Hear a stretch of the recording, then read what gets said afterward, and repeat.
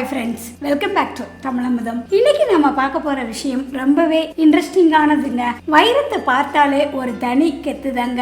ஆனா இந்த வைரத்தை எல்லாரும் ஆசைப்பட்ட உடனே வாங்கி போட்டுக்கலாமா? ஜோதிடமும் ஆன்மீகமும் இது பற்றி என்ன சொல்லுது அப்படின்னு இன்னைக்கு பார்க்கலாங்க. ஜோதிடப்படி வைரம் அப்படின்னாலே அது சுக்கிர பகவானுக்கு உரியதுங்க. சுக்கிரன் அப்படிங்கிறவரு சுகபோகம், ஆடம்பரம், கலை, காதல் இதுக்கெல்லாம் அதிபதிங்க. குறிப்பா ரிஷபம் மற்றும் துலாம் ராசிக்காரர்களுக்கு வைரம் ரொம்பவே யோகத்தை தரும். ஏன்னா இவங்களுக்கு அதிபதியே சுக்கிரன் தாங்க. மிதுனம், கன்னி, மகரம், கும்ப ராசிக்காரர்களும் தாராளமாக வைரத்தை அணியலாங்க.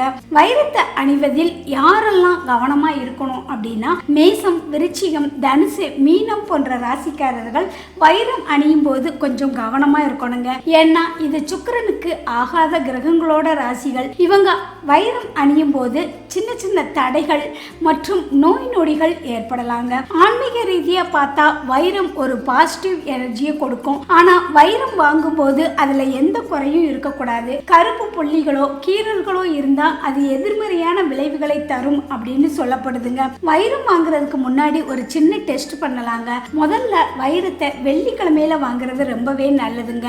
வைரத்தை வாங்கின உடனே உங்க தலையணைக்கு அடியில வச்சு தூங்கி பாருங்க. அன்னைக்கு நைட்டு உங்களுக்கு நல்ல கனவுகள் வந்து நிம்மதியா தூங்குனீங்க அப்படின்னா அந்த வைரம் உங்களுக்கு செட் ஆயிருச்சு அப்படின்னு அர்த்தங்க. ஒருவேளை பயங்கரமான கனவுகளோ இல்ல ஒரு மாதிரி பதட்டமா வந்தா அந்த வைரம் உங்களுக்கு ஒத்து வரல அப்படின்னு அர்த்தங்க. முடிவா சொல்ல போனா வைரம் உங்களை ஜொலிக்கவும் வைக்குங்க, சில நேரம் யோசிக்கவும் வைக்கும். அதனால ஒரு முறை உங்க ஜாதகத்தை நல்ல ஜோதிடர்கிட்ட காட்டிட்டு வைரத்தை போடுறது ரொம்பவே நல்லதுங்க.